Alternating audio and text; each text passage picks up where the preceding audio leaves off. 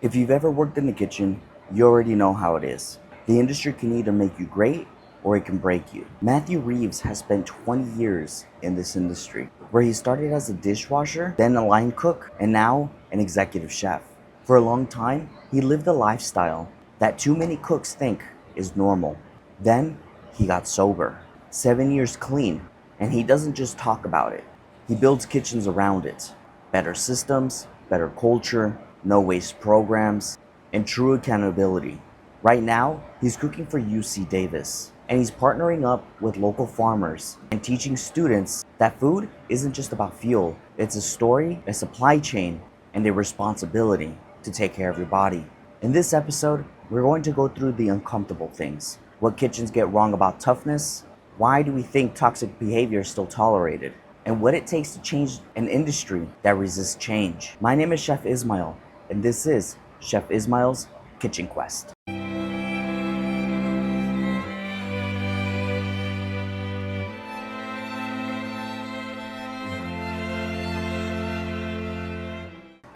Chef, I sincerely appreciate you taking the time to sit with me, to speak to me about your journey and your personal thoughts about the industry. I think that you've had a very remarkable career, especially with the journey you've gone through in the last 20 years. And so I felt that it would be an amazing conversation to have you on. But yeah, no, thank you so much, Chef. Appreciate it. Yeah, of course. Glad to be here. Thanks for asking me. Um, I always feel love talking about stuff, about my life, about the industry, about what's going on. So glad to be here. So before we get into the resume, I want to know who you were 8 years ago and who you are now. 8 years ago, let's see, I was a stereotypical drunk, drug using line cook. I grew up in a punk rock life, and that's kind of how I lived in the kitchen. And but that was at the end of it. It was like when I was like losing control. I couldn't really function. I lost a lot of jobs, bounced around a lot, and I always told myself, "Hey, if I quit drinking, I'll just quit." But then I realized I really couldn't, and so I was at that like I need some help phase, but I was still very full of myself and thought I could do it on my own. So I had started doing some meetings and some stuff like that, but I kept relapsing. And 8 years ago, I think I landed up in a rehab.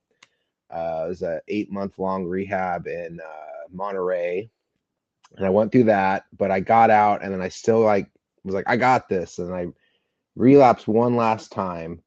Um, and then I finally like asked some people for help and just like listened to what they had to say, and that's kind of when I started the whole sobriety journey. But it was a messy ending to the 8 years, and it was a really a point where I was like, people were like, maybe you should get out of the industry because like that's where you keep crashing. But I was determined not to. I just had to find that help that I needed to stay in the industry and keep going. So what would the 2017 Matthew say about the 2025 Matthew? uh he's a lot more sensitive, a lot more.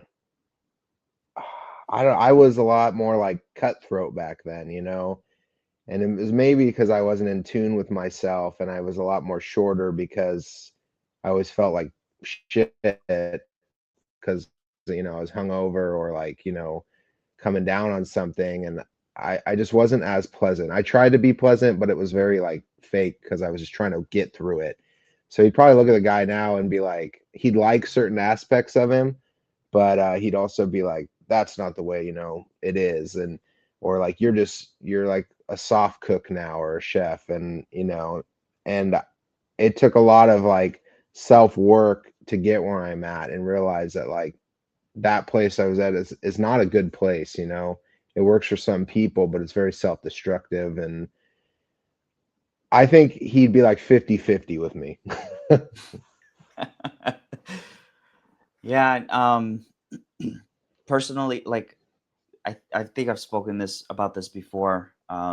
in my previous podcast, but I used to work at two rehabilitation centers, and it was both sad but also rewarding, and the success stories made me really happy. Yeah. And so it's a different. I encourage people to work in rehabilitation centers at least once in their career, in my personal opinion, because it really did change a lot of how I view certain things in life. And and with that being said, like I just feel more appreciative of what I have now and who I have around me.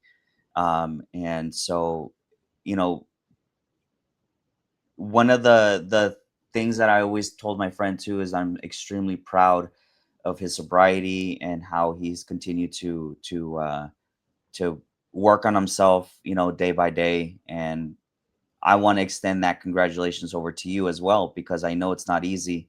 And I think that you overcoming that challenge, I mean, I can only imagine. And, I'm extremely happy for you. And I sincerely do mean that.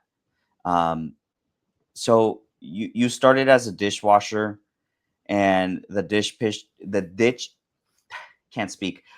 What did the dish pit teach you that most Uh, culinary schools, that most culinary schools people never learn? that the work is constant. The dish, I mean, like I loved it for two different reasons. I loved it because like people left you alone and you're just in your own little world. But it teaches you like the work ethic. Like the dishes are gonna come all day because people are always gonna be eating and cooking. And every time they cook, like even a good cook, there's at least three or four dishes coming back from every cook, plus what they're eating. And like you gotta, go through that. And like my first dish pit was a three compartment, no fancy, and it's a pizza place. So then you got all the pizza trays and everything too. And so it taught me a good work ethic and just like, okay, this is gonna be hard work, but it's like it's rewarding because no one's really breathing down your neck and you're in your own little world. And that's what drew me to kitchens in the first place was like, we don't care who you are, come in here. You got problems, you messed up, like you're a crazy person, like for whatever lifestyle, like come and work here. In fact, they hired me illegally. I was like 14 years old, and we happened to know the people, and they're just like, whatever, we'll just hire him, And I just worked there illegally. So, uh, and I love that. It's kitchens, That's some funny. aspects. So in those early years, when you decided that you wanted to move forward in the industry, what exactly was it that you were chasing? Was it the respect, the money, the approval from chefs or your peers? Everything early on was ego. I'll be honest about that. Like it was the idealistic dream of like seeing my name in lights or like being the big chef in town or like getting some stars or just like it was very ego driven. And I think for me personally that had a lot to do with the drinking and drug use because one thing I've learned in that is like people, especially at bars, think about after bars after work, everyone's talking about what they want to do, what they're gonna make happen. I'm gonna do this next year, gonna do that, and it's all just talk. But like no one really makes it happen. Some do, but it's not, doesn't happen a lot. And I was very much that way. Like I had this idealistic view of life when I was younger of wanting to be like the epic drunk poet creator, like Bukowski esque, but into cooking and like it was all very like ego and self driven, and that didn't change till later, but that was definitely my early drive. Uh, but I just didn't, at the time I wasn't capable of even making that happen. Yeah, I've had those conversations in the past before.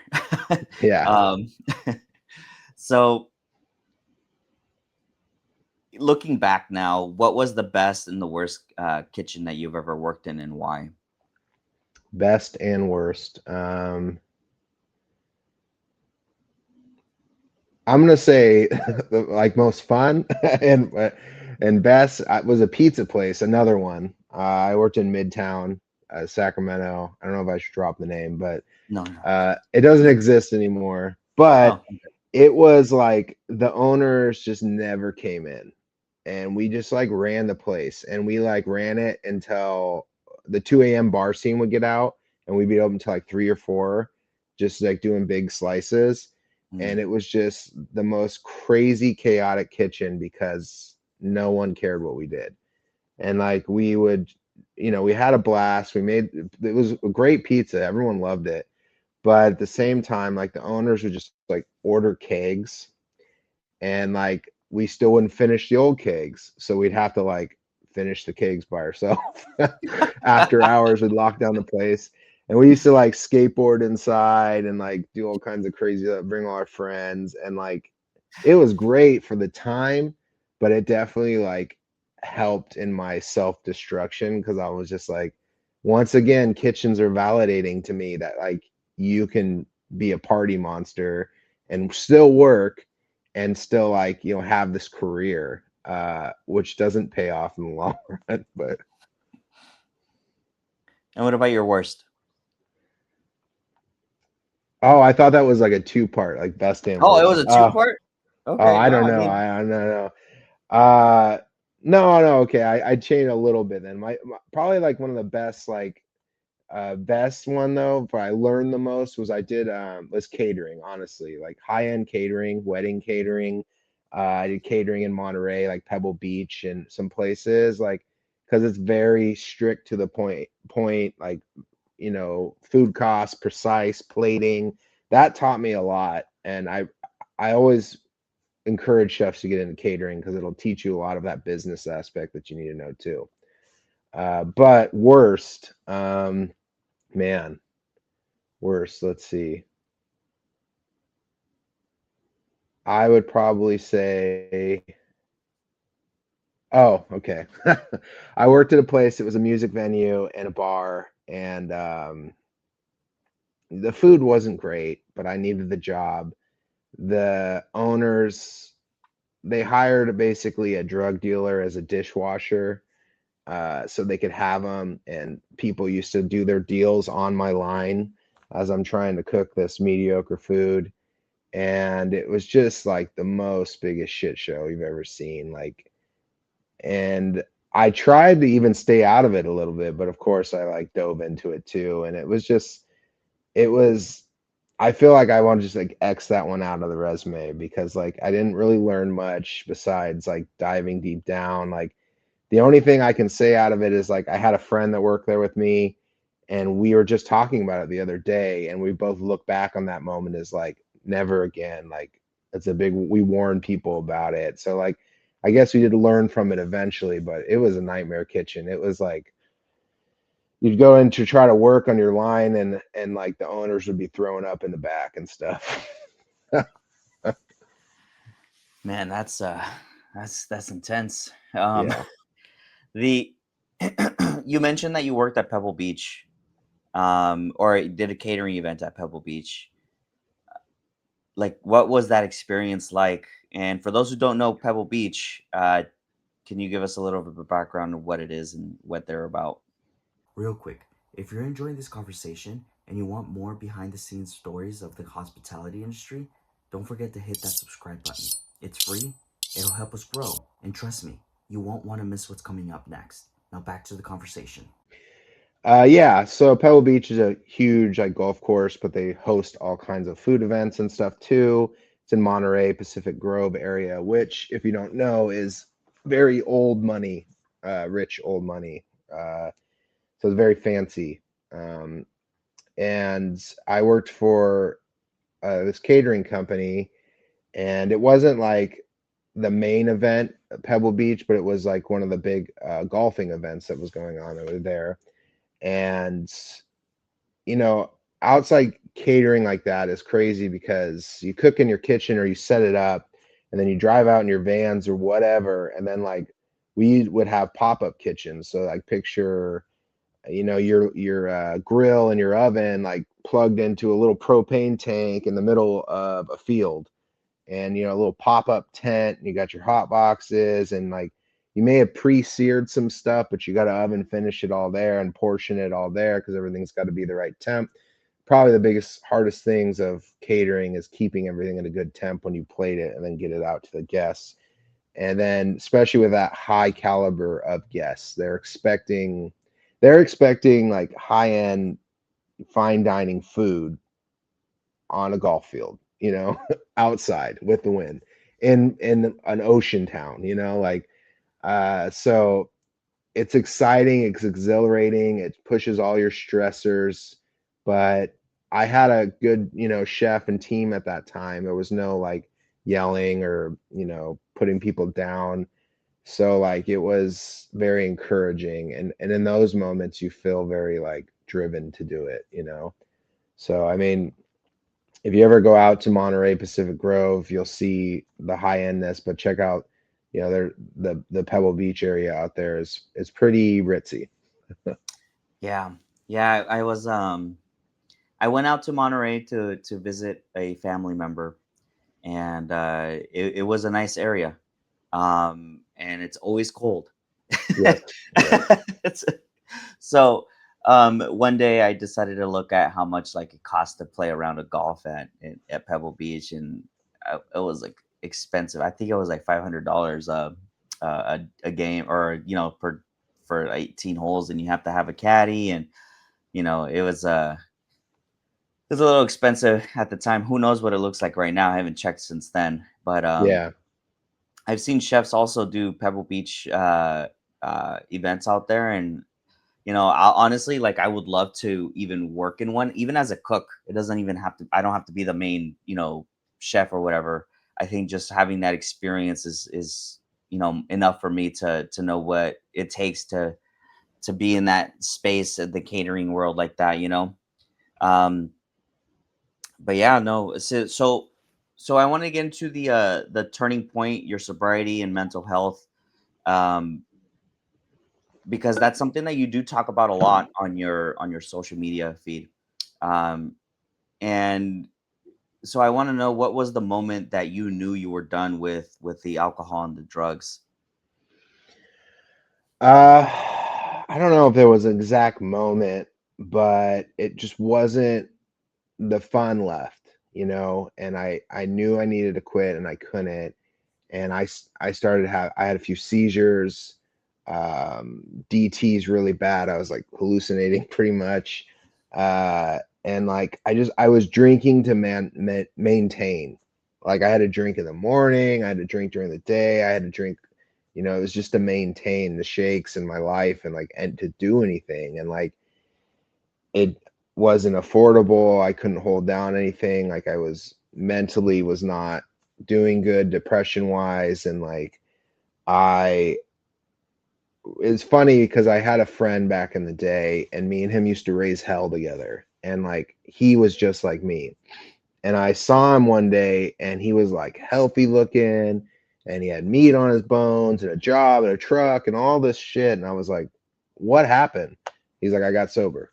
And I was like, no, you, like us, he's like, and he's like, yeah. And he told me how.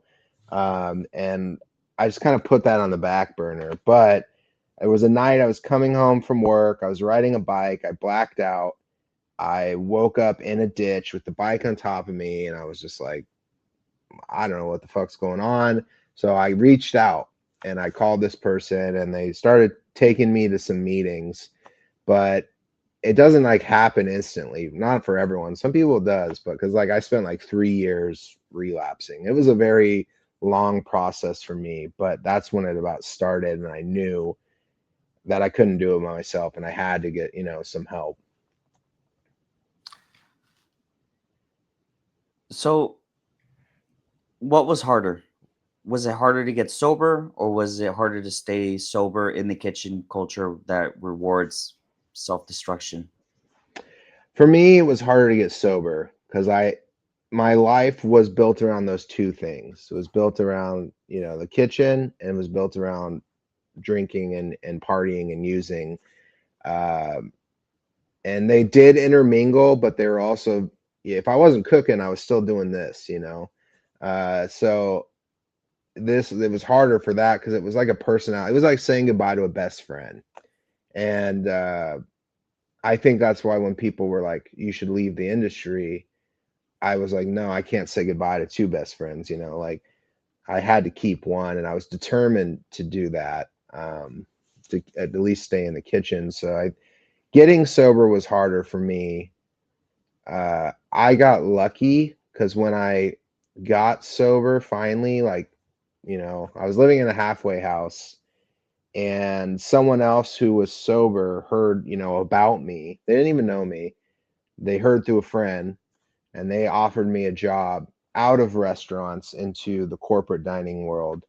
Um, and I went, I staged, I did a sous chef interview, I cooked, and I got it.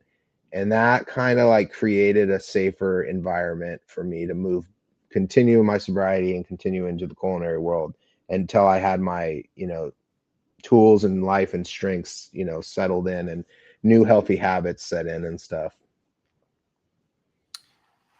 So, if you don't mind me asking, um, what were your triggers in the kitchen specifically? Uh, Usually other, like I would say stress, but and then I back in the day I had a tendency to bite off more than I could chew. I would say yes and yes and yes, and there was numerous times I took positions that I wasn't skill wise, maybe I was there, but like management wise or like emotional mental wise, I wasn't there yet. And even and I just took too much, and that pressure.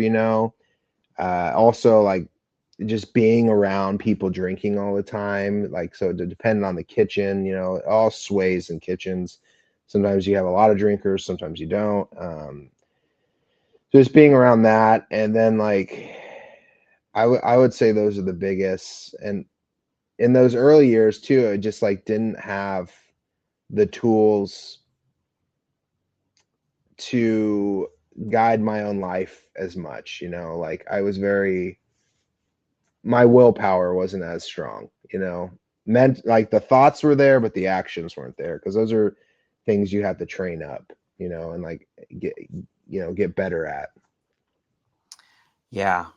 So you mentioned um the whole, I guess, the mentality aspect of things, and when it comes down to discipline and damage, what do chefs get wrong about the mental toughness? Where's the line between discipline and and damage? I think the chefs can, lead out of respect and lead out of fear. And I think that's the line. There's nothing wrong with having expectations, you know, running a kitchen a certain way, expecting food a certain way, and expecting work to be done, and setting those expectations, and then putting that clear line of, this is what we need in this kitchen, this is what I expect, and it needs to be done. And then holding cooks to those expectations. If they don't want to be there, they can go. And then the fear line is, these are my expectations. I'm going to shove them down your throat until you're terrified of me, or terrified of fucking up. And you're going to live on walking on broken glass, eggshells, like, and that I think is the line, and finding that healthy balance of like, of being a strong leader, or being like a more dictator chef, you know? Yeah.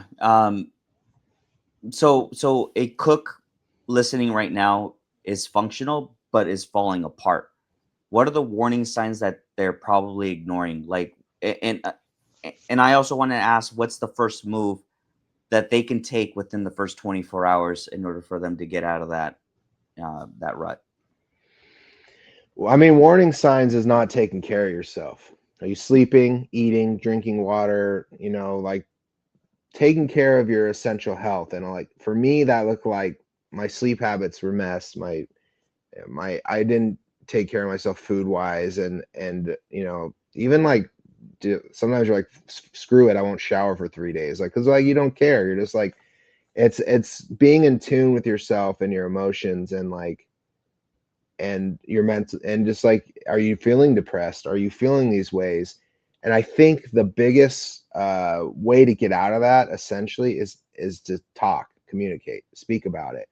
I literally had somebody just the other day ask me online about it, and I said, you need to communicate, you need, and they're like, I can't ask for help. And I said, this is one of my dumb quotes I like saying, but it's the hardest and easiest thing to ask for help. Nobody wants to do it, but once you do it, it's super easy. And like, I guarantee people want to help, just nobody asks. And like, but once you vocalize something and you put it out on the table, like, hey, I'm struggling with this, or I feel this way, um, you know, it becomes real. And if your chef or person like completely denies that and wipes it out, you're probably in the wrong kitchen.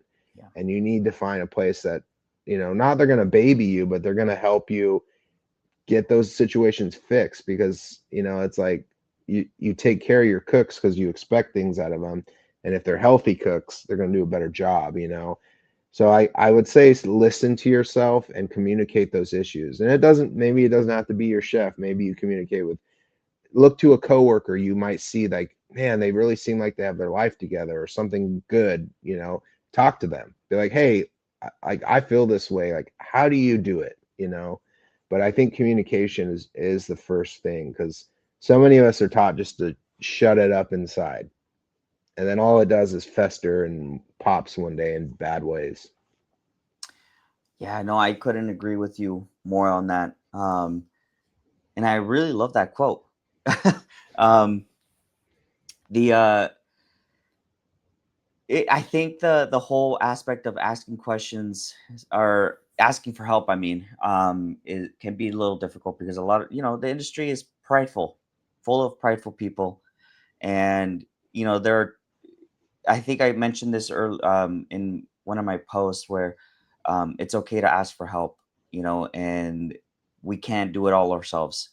The chef can't do it themselves, 100% themselves. The team can't do it 100% themselves. The industry is a team effort, front and back of house, regardless, right? You mentioned sleep, and sleep is a huge, huge, huge component to mental health because sleep is what's going to help you move forward and be energized, think clearly. In this industry, s- personally speaking, I've had a really hard time sleeping because at the time I would be working two jobs. It was difficult to keep up with the sleep schedule, especially having a family at the time. And so what do you advise the cooks who are working two jobs or maybe are overworking themselves and say they don't have time to sleep? What do you advise them to do? That's probably the one catch 22 of the industry, I will say, is I I want to push for more balance of life, work life balance. But there are certain aspects of this industry where the grind is still part of it, because like to get to a chef position, you still got to grind. I will say that. But you need to basically pay yourself. Like, Mhm. you know, when you budget, you got to pay your bills and this, and then X amount is yours. You need to do that with your time too. And we learn time management in cooking, hopefully, you know, on time management, on plating, on getting dishes out, and setting your station up, on prep. Apply that same thing to your life, and it may be a small allotted time, but you need to make that your time. And if you sleep, you know, and because that time could be like, maybe you drink some tea and you go to bed, you know, like, and I know that's hard because the industry says, you know, go out with everyone and do that. And like, one thing I do want to say is, my ideal is not for everyone to be sober in the industry. In fact, if I could still drink, I probably would. It's not for me. But like, maybe don't go out every time with the crew, you know. maybe like go out sometimes, then on other times be like, you know what, I'm going to prioritize my needs and go home and get some sleep, like that. I do a lot of like, what advice would you give to younger cooks? And I hear that one a lot. You don't need to go out for every drink. um and it's hard, these aren't things that like most people just know. We're not taught this growing up, and in fact, I don't know everyone's parent situation, but like it's not instilled into us at a young age. um you have to like run into someone and learn it from them, and I feel like that's why I communicate about it so much online. Is I get people all the time saying, I never heard that, or I wish I heard that 20 years ago. And it's like, we need to teach the cooks that like, hey, have fun, but pay yourself too and take care of yourself during these times. Do you think restaurants need to be more aware or more conscientious about the amount of time their team has, not with just their family, but also with themselves? So, example, my there was a restaurant. A lot of sports bars do this, right? They're open from like what, let's say 10 all up until like 2 in the morning, and a lot of those cooks, they have two jobs because they can't afford to just have one, right? And here in California, at least, it's been a little difficult in the past to be able to maintain life with one job only, especially at minimum wage. And so they're having to work two jobs, and at times they're only sleeping 3 to 4 hours a day, and then get right back to it. And they're working 7 days a week, right? Do you think restaurants need to be a little bit more, I guess, conscientious about, again, like I mentioned, the sleep schedule, the time with the family, um, and so forth? So I want to get your thoughts on that. Yeah, and I get asked that a lot. This isn't like a single person issue, Yeah. it's not on the cooks and the chefs only. It's on owners and management and restaurants, and like the idea of capitalism and just like pushing, like, we need the food out, we need to run a business, we need to do this. It's like, but we need to think of people as people and not as, machines, little ticket printing machines that just go, because like eventually they're gonna burn out, and eventually you're gonna have to find a new cook. And every owner or GM or chef knows it's way harder to train a new cook than it is to keep an old one who already knows. And it's a very cutthroat mentality across the board, on owners, on all of it. And I see some restaurants, and I know a few that have gone to the 4-day work schedule, and sure, you work 10 hours, but then you get 3 days off. Yeah. And I think that's a really good idea. I think it makes sense. You're giving that time back to the staff. And honestly, they do that in a lot of other countries. Hmm. It's a lot of it's just here. Um, and it's a whole, like, do I think it'll change overnight? No. But I think it's something that we need to start talking about. And like, as a chef, like, I communicate directly with my GM. I communicate directly with my bosses who own and run the place, and I tell them, I speak for my cooks, and I have to like voice what they need and what they have. And I'm lucky enough to have cooks in the union, so they're also supported by that. But like, I know that's not everywhere, but it is a very team effort of like, we have to talk about it and bring it up. Like, these people need to be taken care of, and everyone's different, like, we have to look at, that's the thing they don't tell you about when you become a chef. You're not just cooking food, you're also become like kind of a counselor or like a therapist, that even if you don't know the answer, you try, because like you learn these people's lives and their problems, and they become your friends, and like, you have to make sure they're taken care of. And I think, it just comes down to building those relationships and having these conversations, and honestly, places that treat people like that, leaving them, so they're kind of on their own, because like, we don't have There's not places like that shouldn't exist in my view. Like if you're mistreating people, like you should not be in the business, like Hmm. 100%. Yeah. So, UC Davis, you are at a school that I regard as pretty much like up there along with Berkeley, Harvard.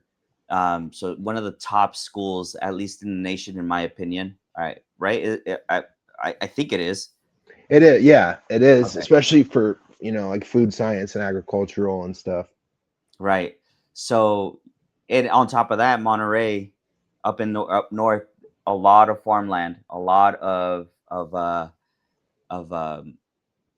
what's it called? A lot of crops out there, and so forth. So, absolutely beautiful. So, I want to talk about how changing the eating habits of students at the school can affect them academically as well. So you've had 2 years at UC Davis. What shocked you about feeding the campus versus restaurant catering and hotels? The amount of food they eat, that's the biggest, man. College kids can eat for like 10. It's insane. I guess I ate that much as a teen. I don't really remember, but they consume so much. That and just the I had been in corporate dining for about 6 years, so like it wasn't too much of a shock.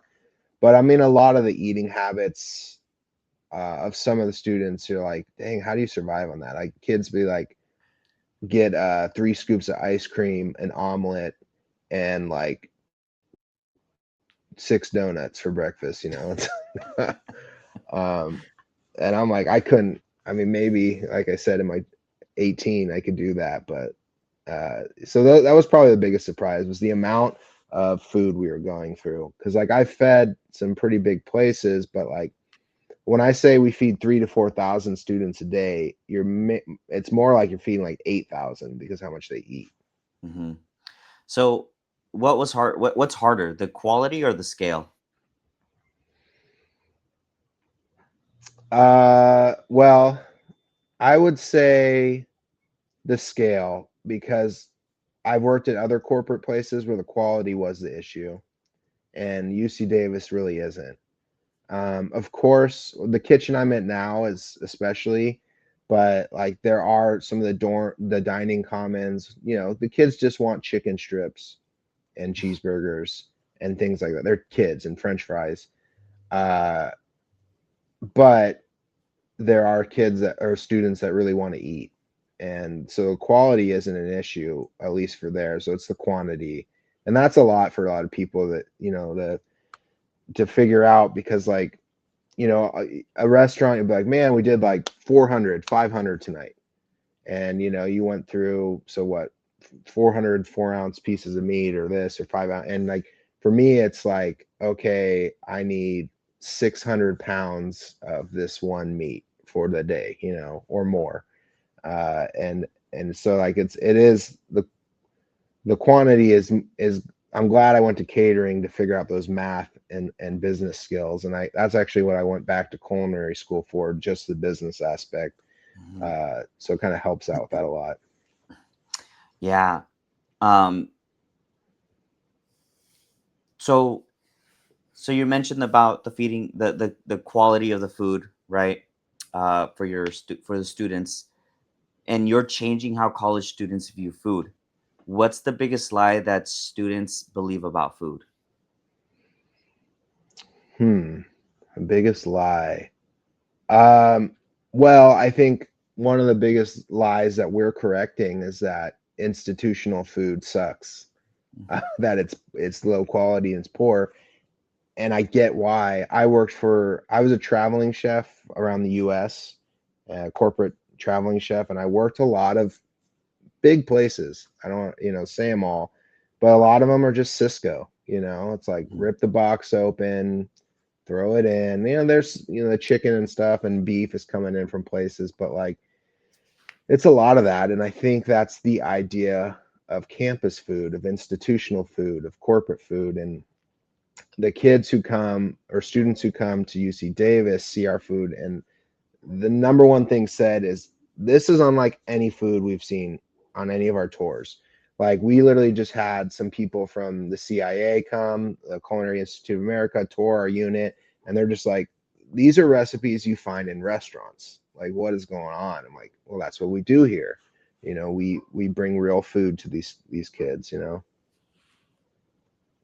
So you work with local farms, and so I want to know what's the story that made you respect the supply chain and more. Um, I think the more I just grew in love with food and having an understanding of food, uh, the more I just like started respecting and loving the direct lines and connect to food and knowing where food comes from. There's nothing more like proud to me than being like, I know exactly where this produce came from. I've Mhm. seen the field. I've met the farmer. Like, there's something just very unique about that. And that, definitely deepened, I'd say about 7, 8 years ago. Getting sober made me appreciate everything a lot more, and utilize my brain a lot more and understand things a lot more and just get deeper into things. And now, like, being at UC Davis, like, it's such a highlight moment. Like, this produce was grown on campus. These eggs are from campus. You know, this beef comes right up from Nevada City. Like, I've been to that farm. I literally hung out with the pigs and the cows, and like, just like, you can tell a story about food so much more when you have that respectful, like, connect with where the food is coming from. Yeah. At my previous restaurant, we had a bison ranch, and we would, you know, of course, slaughter one of the bisons, and we would use every single piece of that bison. And then, the hide would go out to the native tribes in the area. And then the bones we would use for stock. We would use the meat, of course, right? And, but yeah, the whole point of that was we had absolutely no waste. And if um if I ever caught someone throwing anything away of that animal, I was pretty livid about it, Yeah. because it pretty much gave its life to us. And literally down the road, this was the ranch. And so I want to know what your no starter, I mean, no, I want to know what your no waste starter kit would be. The first three changes that any kitchen can implement this week to help with the waste issue. I think you nailed it on one, is stocks, soups, stocks, base, like, so much veg trim, meat trim, bones, like, breaking down, like, all of that can be utilized into sauce bases or stock bases that we can start with. And that's always a big thing.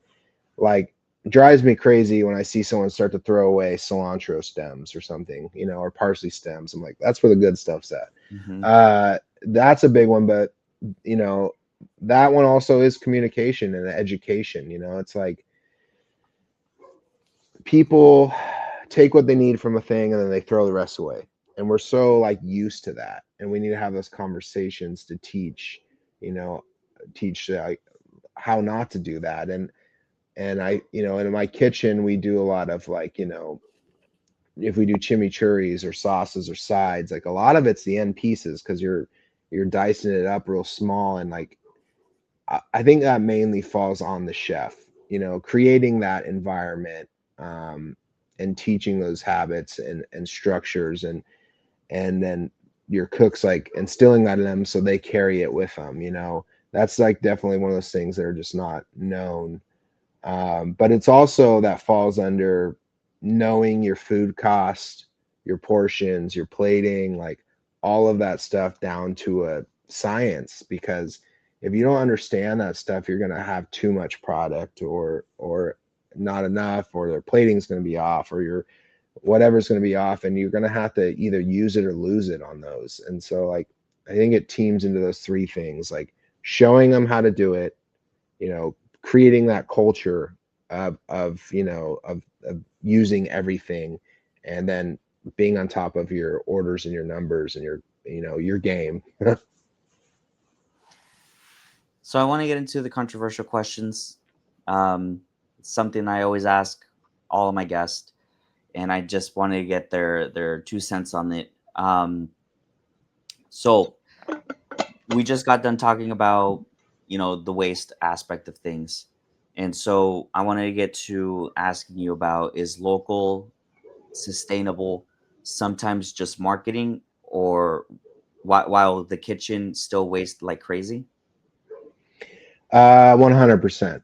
I think any word can be just marketing, organic, fair trade, whatever. People just can utilize it. And I don't think they always 100% understand what it means. And I think even if you're doing that, people still waste because they don't understand, they don't, it has to do, I think, with work ethic. I think it has to do with like your views on food. I know I've met a lot of chefs that just think, or restaurant owners, like, this is just a job. It's just a paycheck. I'm good at it, but it's just a job. And to me, when you're dealing with something that is such a, food waste is such an impactful thing in the world. Um, like, if you're not passionate about it, you're not going to apply those passions. And you might, as a business owner, be like, oh, if I say sustainable, or if I use these words, or I work with one local farm, people will come in, but you're not caring about the end result as much. You're just using it as a business aspect. And I think that a lot. And honestly, I constantly am thinking in my head, like, there's definitely some Michelin restaurants that are like, we use everything. And I'm like, I love that. But then I think about other ones where like the dish is this big, and I'm like, where'd the rest of it go?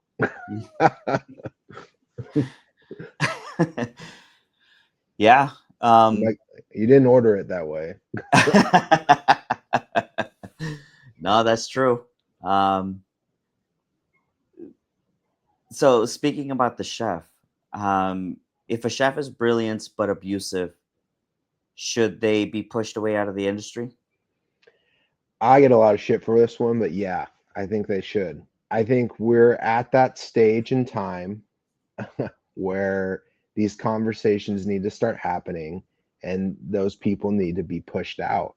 I mean, why I love the internet. I love social media for these. It's a double-edged sword. It's full of horrible stuff, and it's full of good information and communication, and we're able to start these conversations like the burnt chef projects, or things like that. And like, a lot of chefs have been called out for abusive behavior. um, and some of them disappear, some of them shift through it and keep going. But like, I've said it personally, like, when I hear that a chef treats staff a certain way, I don't eat there anymore.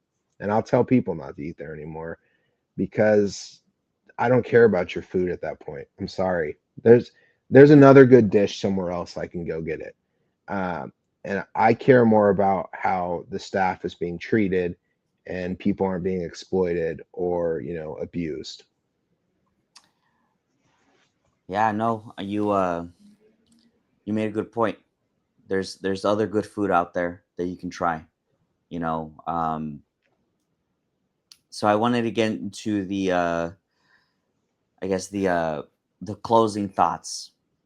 Um, what do you want your legacy to be? Better food, better people, or is it just a better system? Um, for my personal one, I don't really care. I mean, I like what I do. I just want to do what I want to do, and which is cook food, continue to learn and grow. Um, I like doing the online thing. It's fun. I'd like to turn that into enough of a business where I can just live my life and continue to do what I do.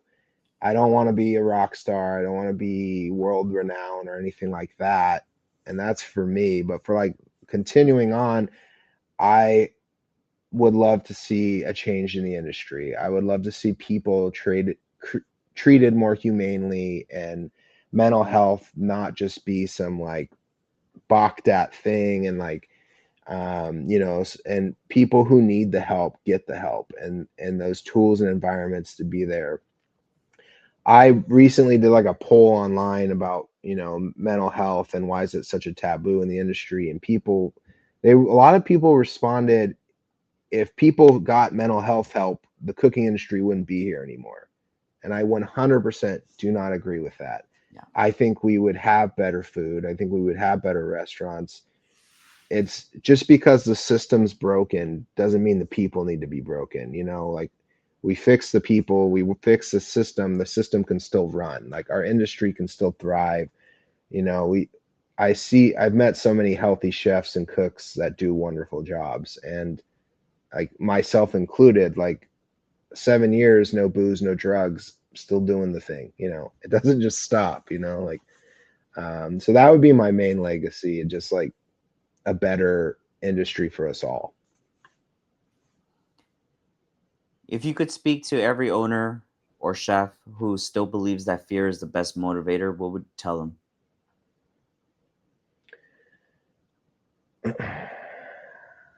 uh Man, I mean,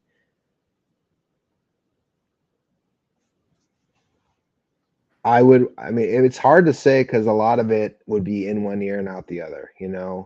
I would, instead of tell them, I wish I could show them the negative effects they have on people's lives.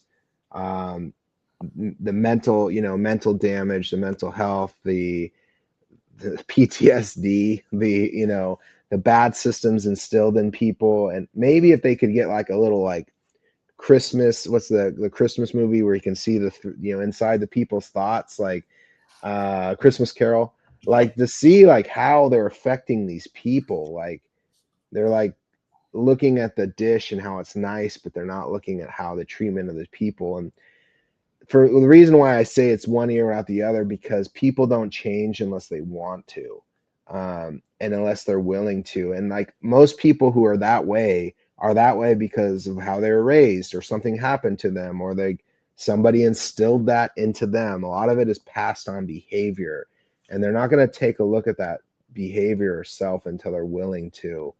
It doesn't mean that we shouldn't still have those conversations with them, but that's why I think some people should just exit instead. you know. Chef, I see you as a success story.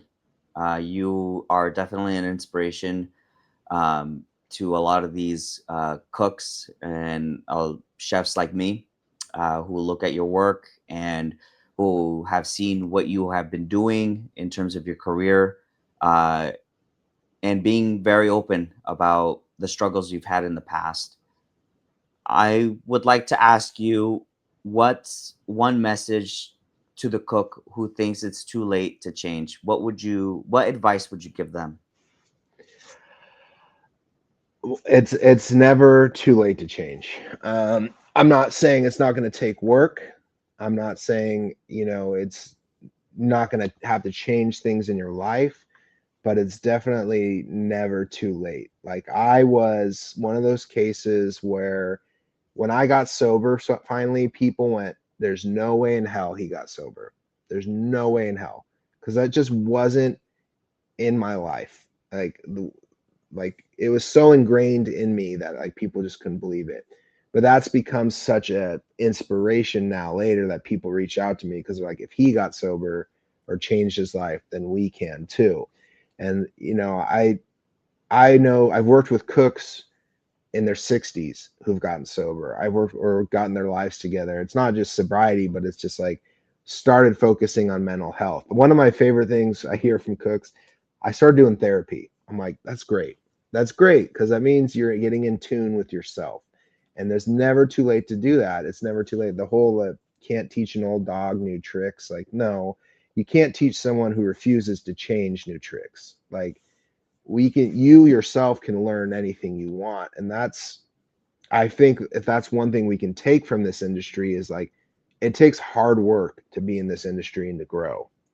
And that same hard work needs to be applied on yourself if you want those changes to happen. But like, it's definitely never too late, and just start having those conversations, start communicating. Like you kind of said earlier, if the chef or them's not available, find someone in your life who is. Chef, I sincerely appreciate you taking the time to sit with me. I would love to do a part two. There's so much that I didn't get into that I would love to talk to you about. Um, and I think that this conversation went extremely well. So again, I sincerely appreciate you taking the time to sit with me and talk to me about your journey and your career, your current career with UC Davis. Yeah, I mean, thank you so much for having me again. Like I said, I think it went really well too. I hope, it helps some people. I hope they hear some things. I do always want to put out, like, if you people, a lot of people message me and I always try to respond, especially when it has to do with, your mental health, with, questions about, what's going on in your life. Like I'm always here as a, outlet for people if they want to reach out. Where can they find you? Uh, Instagram, Chef Matt Reeves, Facebook, on TikTok, on YouTube. Obviously, those ones don't have messaging on some of them. So if you message me on Instagram or something, I usually always respond. Awesome. Well, I'll make sure to link all that stuff below. And yeah, thanks so much. Cool. Thank you.